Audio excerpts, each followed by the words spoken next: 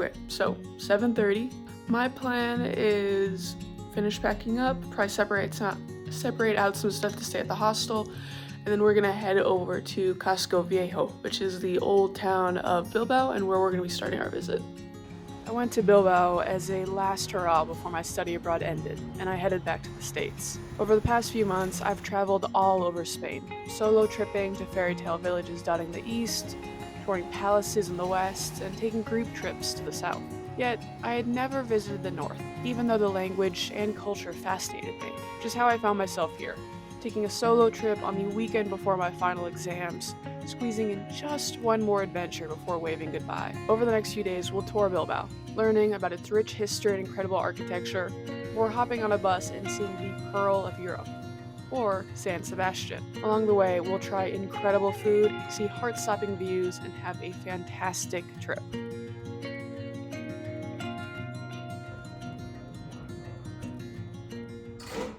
Casco Viejo officially starts at the Bridge de Arenal, which is right behind us, in the Arenal area, which is where we're standing. This is where the old port of Bilbao stood. Bilbao's port traded with Flanders, Great Britain, France, and Portugal, solidifying Bilbao as this commercial hub in Spain.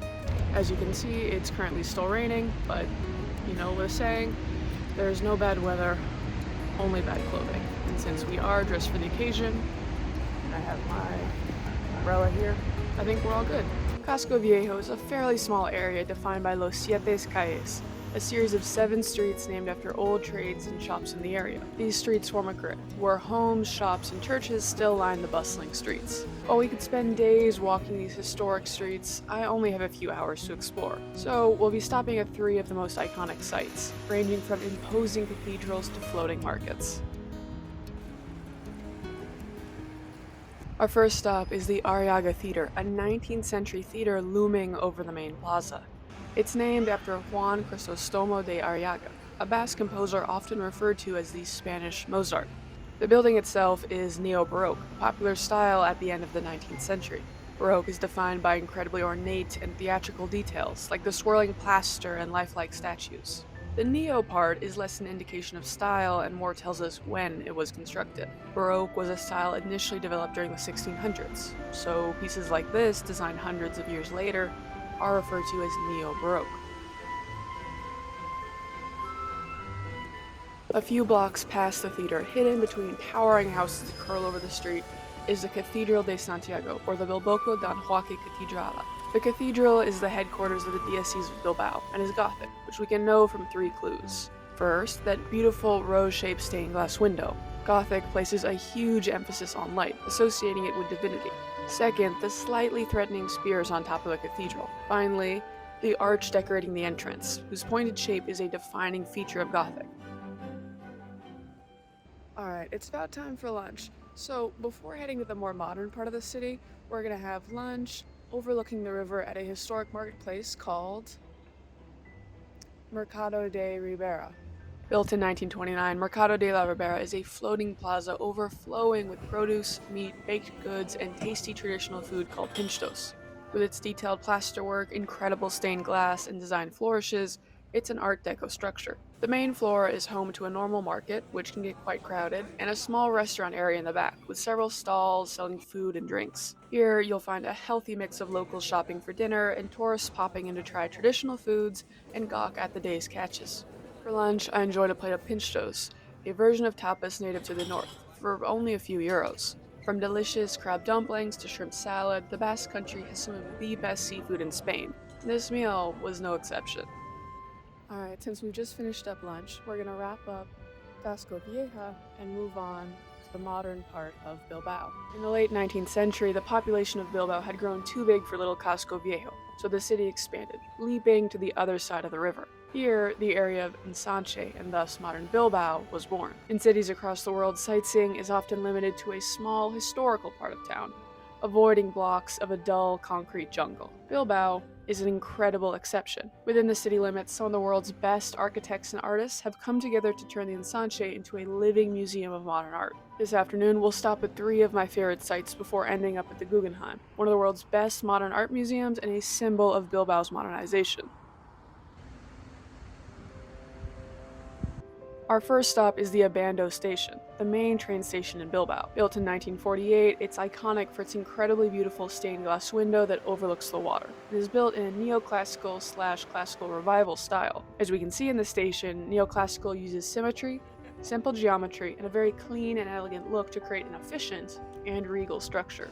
As we continue to modernize and move further into the Ensanche, we'll end up at the Bizkaiko Fora Librutujia, the 2007 extension to Bilbao's Fora Library. This incredible extension consists of 6 floors encased in glass, decorated with translations of famous texts in over 200 languages. Personally, this is a great example of Bilbao's design. Instead of tearing down older buildings or areas, Bilbao adds to them, not trying to make the addition look like it's original. Quite obviously, we're now fully in the modernized section of Bilbao, and no better way to show that than the Zubizarreta Bridge. Designed by Santiago Calatrava in the 1990s, is both an innovative piece of art and a design failure. This beautiful bridge is entirely glass, and as Bilbao rains a lot, it didn't take long for people to start slipping and sliding while crossing the river. Besides that little design flaw, it's a beautiful example of modernism and gives us a great view of the Isozaki Towers, which are a set of famous buildings designed by the Japanese architect Arata Isozaki. While these towers are beautiful, we're going to move on to the big thing. The thing that when I said, oh, I'm going to Bilbao, everyone told me to do. That's right. We're going to go check out the Guggenheim. Built in 1992, the museum was designed by Franco Gehry, an American-Canadian architect known for advancing postmodernism through his use of unconventional shapes. The Guggenheim is one of the world's most famous museums of modern art, focusing on mid-century to present-day works. From Mark Rothko to Jean-Michel Basquiat, the museum is home to an incredible wealth of works from some of the most influential minds of modern art, making it a must-see for anyone stopping in Bilbao. Okay, so we're back at the hostel. It's about 4 o'clock now. The next thing I kind of want to do today was to go to the Christmas market, which starts at 5:30, but what I saw online said it doesn't really start until 6. It's only 4. I figured, I'd walk back. I wanted to dump my backpack as well and change it into a smaller side bag, just big markets like that, and then dinner afterward is kind of irritating with a big old bag.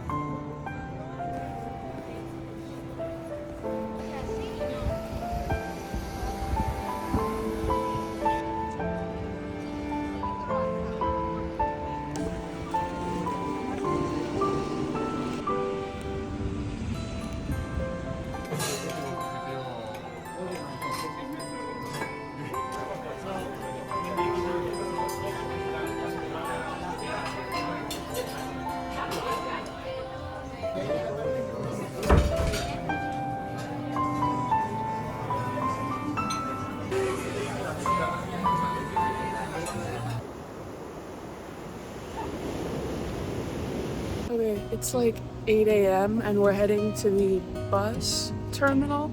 I was trying really hard to get tickets to San Sebastian online, but for some reason it just was not working.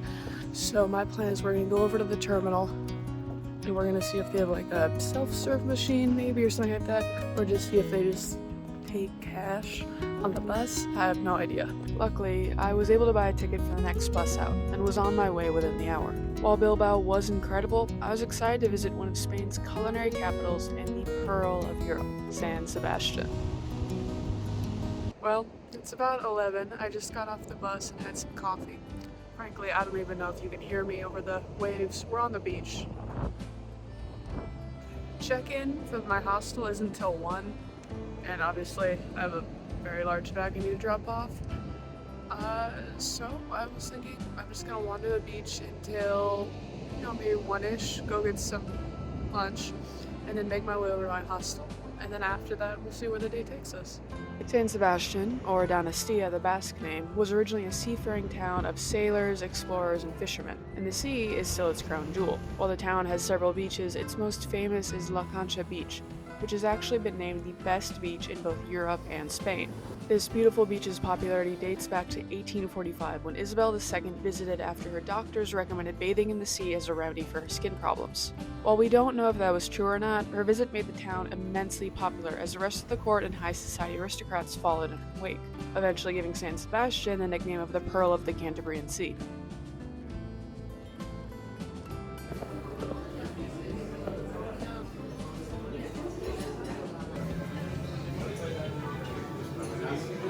Right now, we're in Urgul Park. It's basically the big mountain overlooking the city, and it ends on a castle on top, which served as a military fortress starting in the 12th century.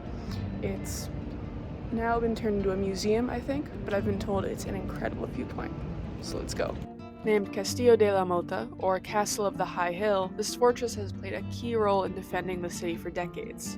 From its towering walls swamped in ivy to its hidden altars tucked away in stone, it's certainly spooky this late in the year.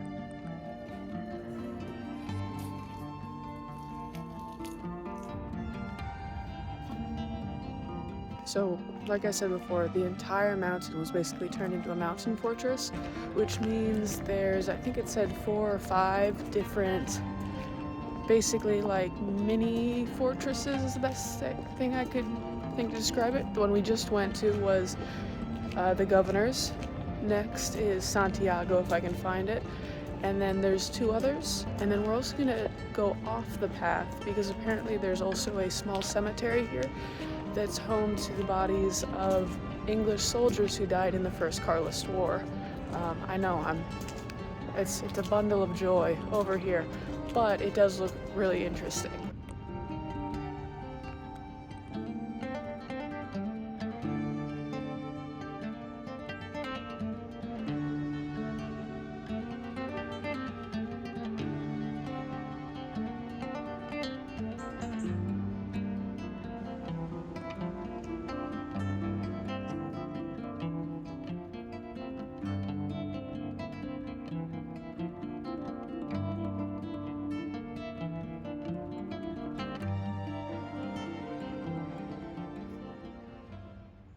After making my way back to the beach, I ended up walking the pier as the sun slowly traced its way through the sky. My favorite thing was the boardwalk, sandwiched by the city council, an ornate building that originally was the town's casino before its conversion, and the Ferris wheel. Something about how the trees seemed to run directly into the ocean, the cold rain that locals just ignored, and the salt in the air. It felt like being home on the Pacific coast. Although I've only been here for a day, San Sebastian has quickly become one of my favorite places in Spain. As the sun set, I grabbed a quick bite at a local cafe before making my way over to the Christmas market. Here, the market lined the river, casting an eerie golden glow over the crashing waves.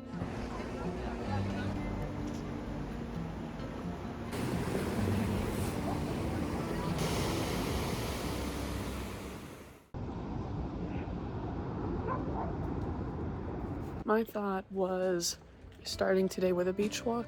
There's a really incredible statue at the end of the beach that I didn't get to yesterday because it started becoming dark, so I figured we'd walk there first. Named El Pene del Viento, it's a set of 3 steel sculptures that overlook the ocean, on the far end of the beach.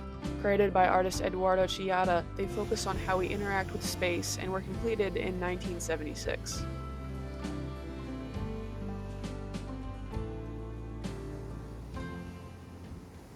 This slightly strange building behind me is Miramar Palace, a late 19th century palace built for Queen Maria Christina of Austria, who spent her summers in Donostia, or San Sebastian.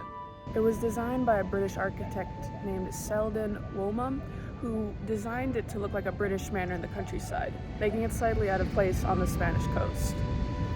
It did remain in the hands of the Spanish royal family up until fairly recently, however now it is an event space. But the public are perfectly free to roam its incredibly beautiful gardens and see the views of the town.